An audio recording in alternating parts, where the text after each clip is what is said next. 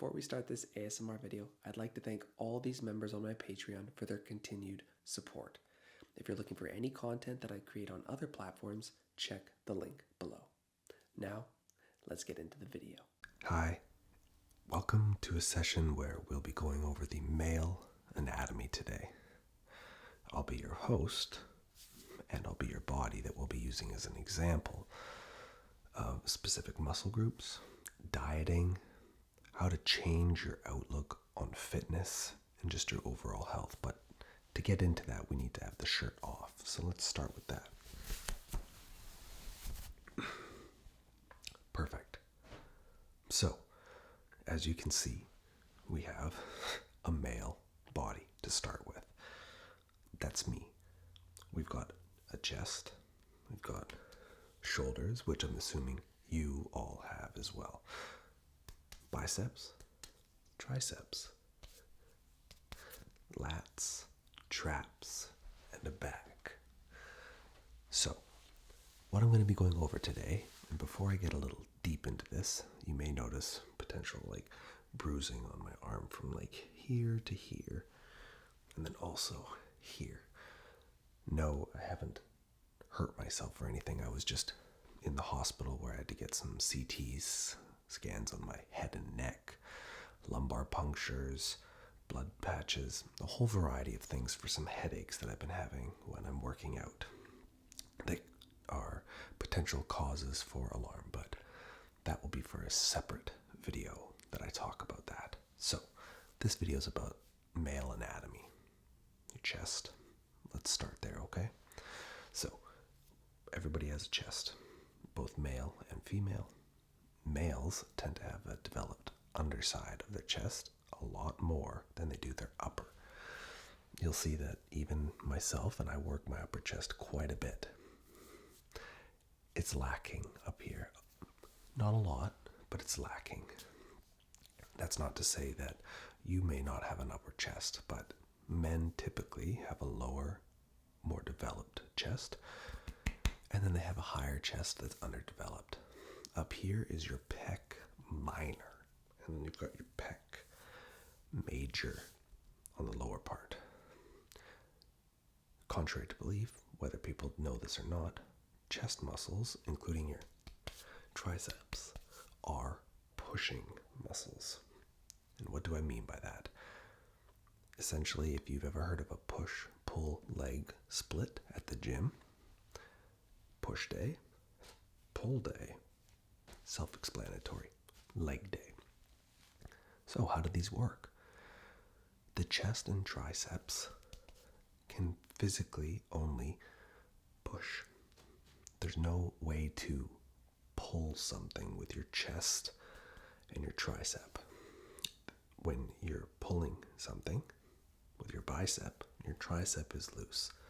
When you're pushing something, your bicep is loose, your tricep is tight. They work opposite of each other. So, easy ways to look at that is, how do you know if you have a tricep? Everybody has one. Where is it? As you get leaner, your tricep is about 2/3 the size of your bicep. So if you're ever looking to develop bigger arms, train your triceps as well as train your biceps, but your triceps fill up majority of your arm. Now, for myself, I've been on a diet for 4 weeks now, so I'm starting to see a little bit more definition in areas of my body that there weren't beforehand. What do I mean by that?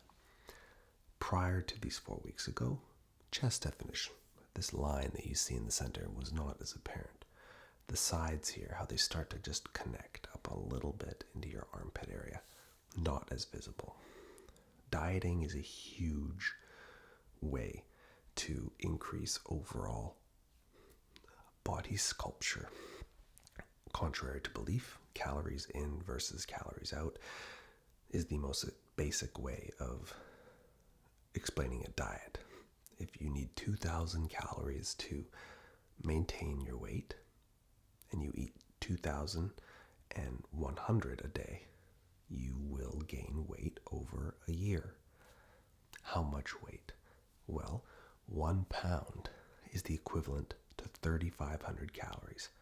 So, if you ate just 100 calories, this isn't a perfect world on paper, by the way. If you had 2,000 calories as your basic metabolic rate, that's just the fancy words of saying how many calories you need to be alive to not gain or lose weight just to be alive. If it was 2,000 and you ate 2,100 in 35 days, you ate 2,100 calories every day, you would physically gain 1 pound of pure fat. Extrapolate that throughout the year, 100 calories a day can add up to 15 pounds or so. Pretty crazy when you do it like that. So be mindful of what you eat. That doesn't mean you can have to starve yourself always, but have fun. 80-20. 80% of the time, 80% of the time, stick to whole foods, whatever those may be, whatever you enjoy. The other 20% of the week, enjoy a food that you like for one meal, maybe two. If you eat 5 meals a day, times that by 7, that's 35. Take the 20% of 35, that's how many meals you can enjoy. And when I say enjoy, that doesn't mean eat a whole pizza. It means have 2-3 slices of a pizza, or enjoy that ice cream cone. Don't go overboard because you'll negate your entire week's calorie deficit. What I mean by deficit, 2,000 calories again. If you did a 500 calorie deficit daily over the period of a week, that would equate, you're catching on, to 3,500 calories, which is the equivalent to 1 pound. So a 500 calorie deficit over your basic metabolic rate, whatever that number may be, you can go find that online. If you minus 500 calories from that every day for a week, that's 3,500 calories, and that's 1 pound of pure fat that you could lose off your body. Enough about that for now. Let's get back to the male anatomy. So we've got the biceps, one on your left, one on your right arm. The purpose of them is to pull something. By when you pull something, you're engaging your bicep, pulling, and then your back is following through. Your back completes it. The bicep just pulls it towards you, but your back is really acting as the anchor here, pulling as far as it can until the contraction has completed, and whatever it is close to you, or you need to pull it again. Does that make sense? Good. I'm glad it makes sense. Now, I'm just looking at my microphone there because I've already filmed this video once actually, but lo and behold, no audio was picked up on the entire clip, the 20 minutes that I did. So this is round 2, so I'm having to regurgitate what I've said, and I'm trying to keep it informative on what I had previously said. So, biceps. As you lose weight, do you see this line right here? This line will become more and more apparent as I continue to lose body weight. Ideally, I'd like to lose fat as opposed to muscle. Muscle is hard earned and takes a while to build. Fat, on the other hand, you can afford to lose it, or you can gain it, but it's easier to get rid of. But as I was saying, it becomes more and more apparent, that line.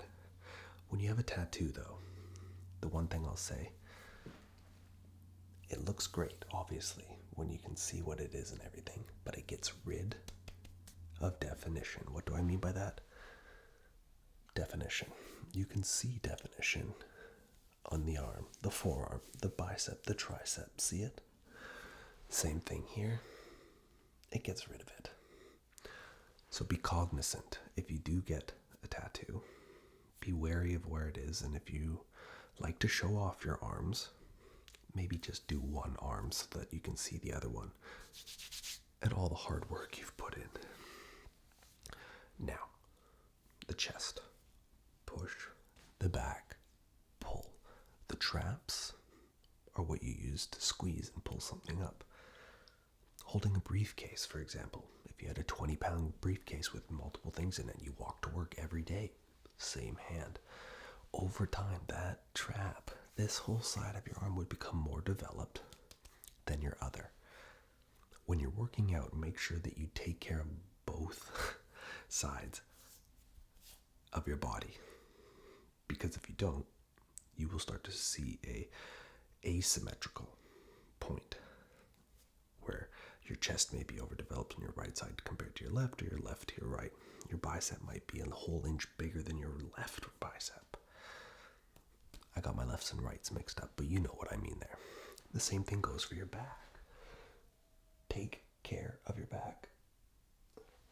Make sure that it's taken care of. I really mean that. Your lower back. Take care of your lower back. When you're bending over, bend with your knees. You know what they say at work, you always bend with your knees, not with your back. Now, let's go a little bit more deeper into this. As you lose weight, unfortunately, as much as we'd all like to say, that weight does not just come off your stomach.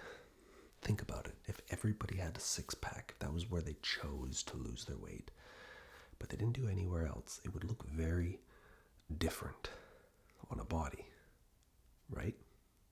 Exactly.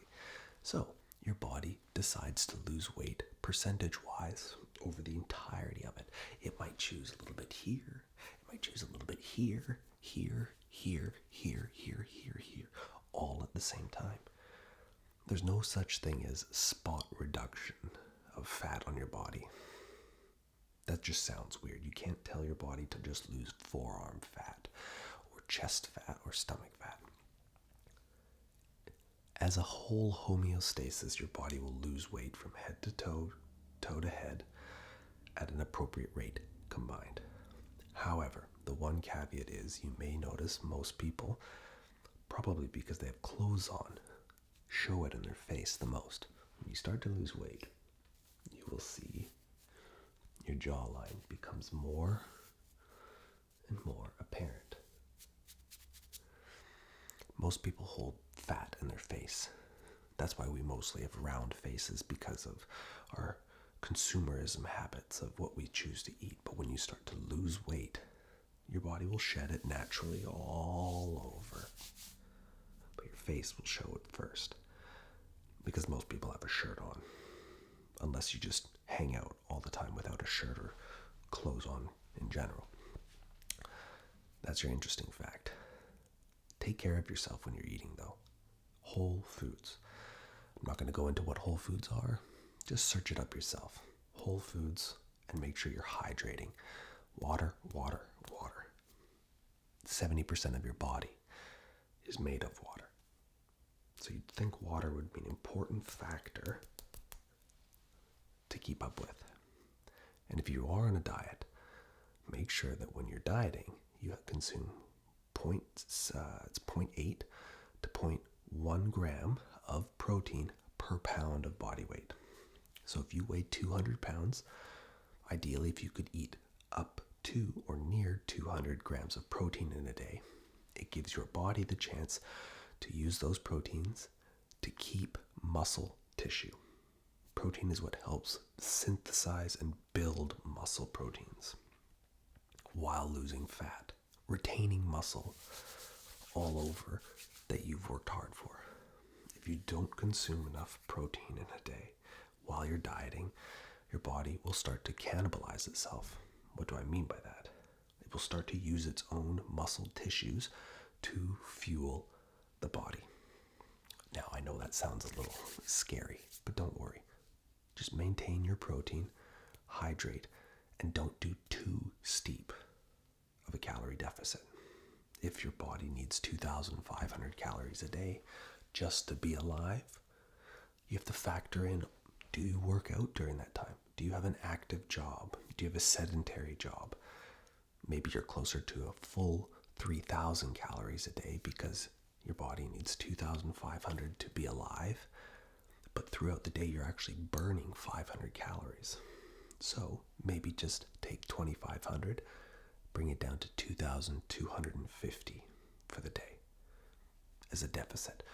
Try that for a week. Did you lose any weight? Yes? Keep that same calorie deficit again into the next week. Did you lose any weight?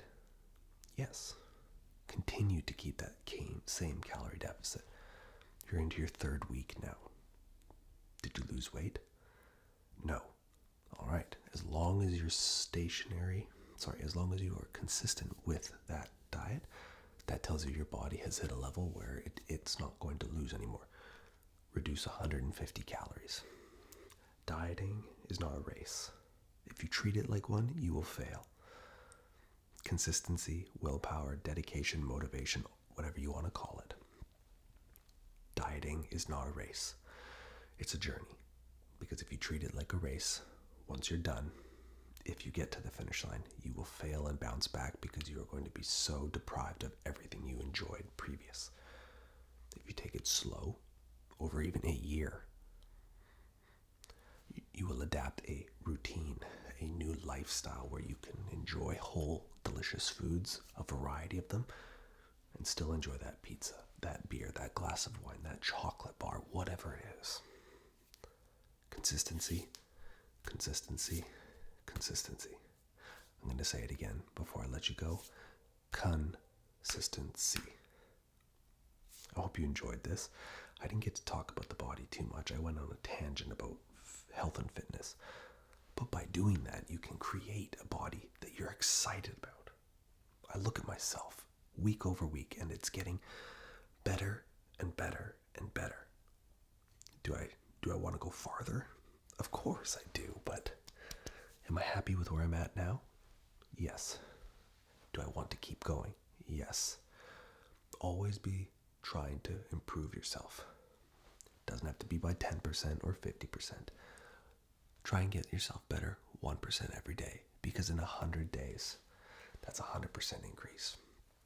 If you can make yourself 1% better every day for a year, that's a 365% return on investment on you. That is incredible. I'll see you in the next video. Take care. Bye-bye.